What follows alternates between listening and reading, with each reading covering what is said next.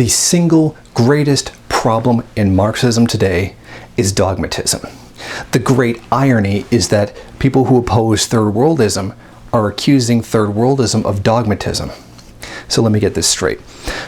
We take Marxist theory and add to it to change it according to to the real existing material conditions of today, and that's somehow dogmatic.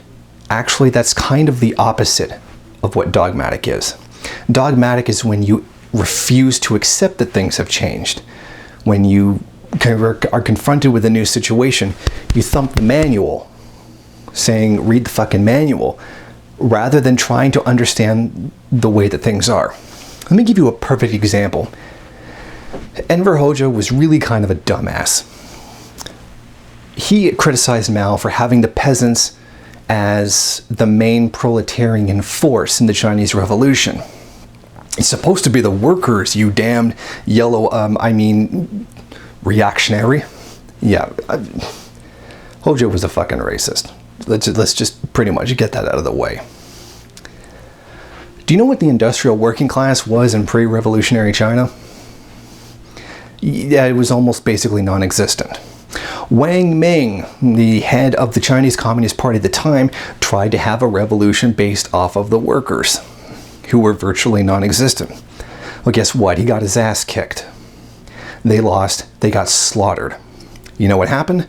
Mao rallied them, took them on the Long March, resettled in the countryside, and Mao said, maybe in a place where 87% of the population are peasants, maybe we shouldn't go with the industrial worker.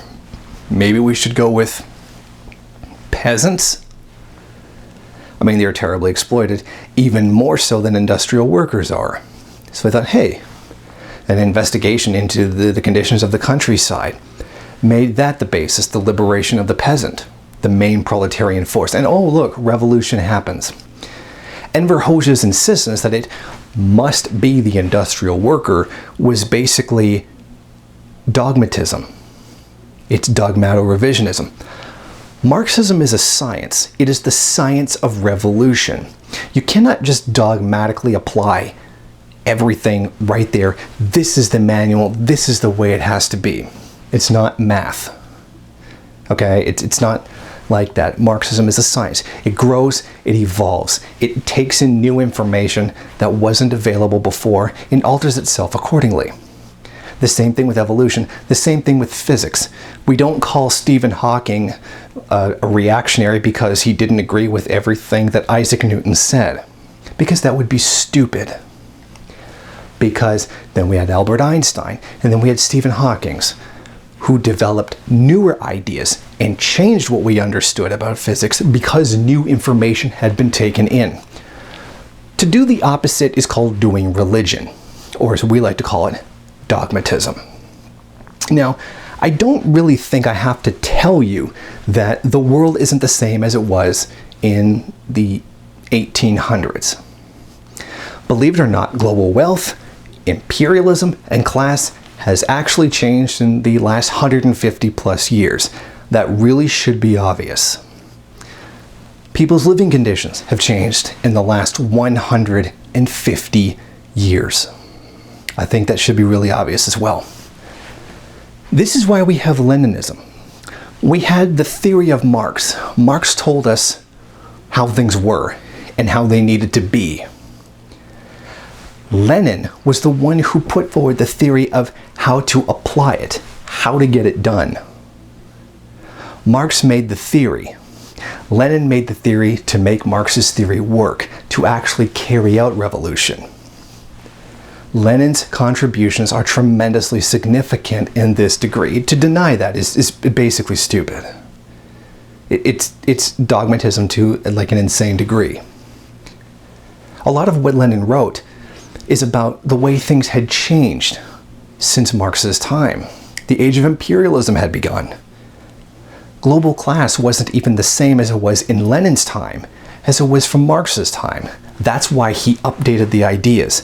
That's why he created things like dual power. That's why he created things like his whole thing on imperialism. Imperialism was a huge qualitative change in global class.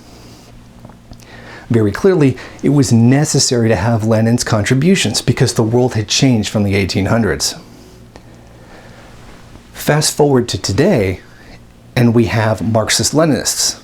To be a Marxist-Leninist today is essentially to say, you know what, the world hasn't changed since 1917. No, man, everything's like totally the same. It's totally the exact same way. There's no reason to look at anything differently. Just take everything Lenin said and dogmatically apply it to today. Which is why the wave of revolution that was brought about by Marxism-Leninism died out. And it stopped. Then Mao came along, contributed new theories to the new reality that existed, and contributed more ideas to Marxist theory that corresponded to his place in time, his level of imperialism, his material conditions. And the Chinese Revolution was carried forward.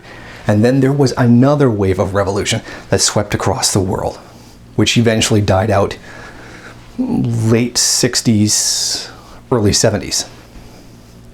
And then since then, there's been nothing. We have to accept here that the world changes. Our science today, even just using Maoism, is out of date. Marxism-Leninism is terribly out of date. It was almost 100 years ago. To be a Marxist-Leninist is to say the world hasn't changed in 100 years. Class, imperialism, everything is the same in the last 100 years. Is the same. That's complete and utter nonsense. That is dogmatism to the extreme. I mean, this is like what Hojaists do. Hoja contributes nothing to Marxist theory, so therefore he's ahead of Marxism for some reason. We should never forget the two whatevers of Hojaism. Whatever Stalin said is right. Whatever a Marxist of color ever says is wrong. We live in a different age now. In Lenin's age, there were competing national capitals, which is why we had a repeating cycle of world wars, which we did get, which he theorized. That's why we had World War I. That's why we had World War II.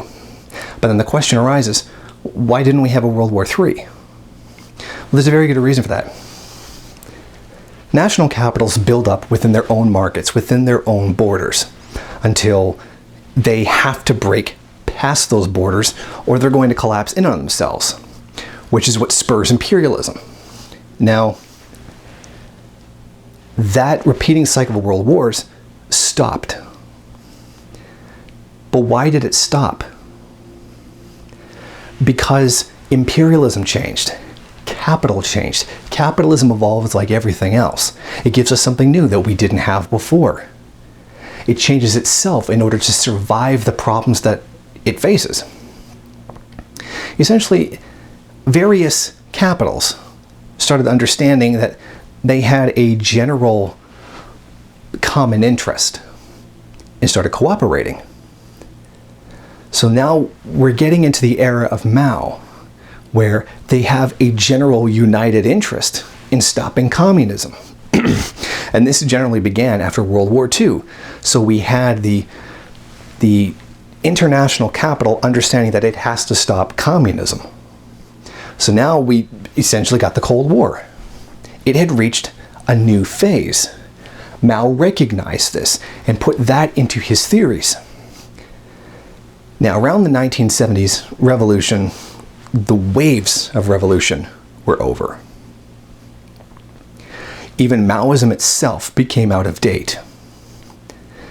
Now, what have we seen since then? How come we don't really see these national capitals going up against each other the way we saw in World War I and World War II? That's not to say they don't happen. That's to say it is nothing like pre-World War I, pre-World War II. Right now, we see something very significant. Goldman Sachs now exists in multiple countries around the world, all throughout Latin America, Russia, China, Asia, simultaneously. They have all of their interests invested in all of those places at the same time. And all the other great capital countries, the financial capitals, do the same thing. They have pretty much everything invested in every country. War between those countries would hurt their profits. Yes, there are gun manufacturers who would make a lot of money off of that, military hardware and whatnot. But in truth, they are a small percent compared to financial capital, which is the real power in capitalism. There's a reason why Occupy Wall Street runs Pennsylvania Avenue. Now, what we have now is a whole huge thing where capitals exist in multiple countries at the same time. We don't have these big national capitals anymore. We have capitals that exist globally simultaneously. Thus, they don't want them to get into fights with each other. So long as the conditions are good for financial investment, there's no need to go to war. But there are places in the world where this financial capital don't have things good. Like, say, Venezuela, the DPRK, Cuba, Iran, places like that. In other words, the places that the US is always at war with for some reason, or the places that they're always threatening to destroy. Isn't it amazing how those countries which don't accept US capital into their countries are the ones that the US always has to fight? Because they're the ones financial capital haven't gotten into. Wealth, global wealth, has changed. It is no longer a national capital. It's a global capital that goes where they haven't gotten into yet, which is why we have the hostilities against the aforementioned countries. This really has become not a competition between imperialist powers as the reoccurring cycle of world wars that Lenin theorized. We now have a first and a third world where the first world, in general, collectively, is attacking the third world. Because that's where financial capital hasn't gotten into yet. Wealth has gone from being a tremendous, multipolar collection of multipolar institutions competing with each other to now understanding, to having a few of them that exist in all places simultaneously. That is a qualitative change in imperialism and in wealth. That is the part that does make Maoism, third worldism, dialectical. A lot of people like to claim that it's not dialectical. Yes, it very certainly is. Imperialism goes through change, just like everything else does. We have a whole bunch of stuff. Capital becomes more and more concentrated, which would be a quantitative change. Now, eventually, you keep doing that quantity over and over and increasing, it's going to break through to a qualitative change. This is one of the 4 basic laws of dialectics. Eventually, capital is going to change. Wealth distribution globally is going to change. And that's what happened. That's why we have the first world versus the third world. Why we don't really have first world countries fighting other first world countries. Physically, in combat, no. They can have proxy wars, like what's going on with the Ukraine right now. But it is not a reoccurring series of world wars, which is what Lenin predicted. Lenin wasn't wrong. He was right for the material conditions which existed at his time.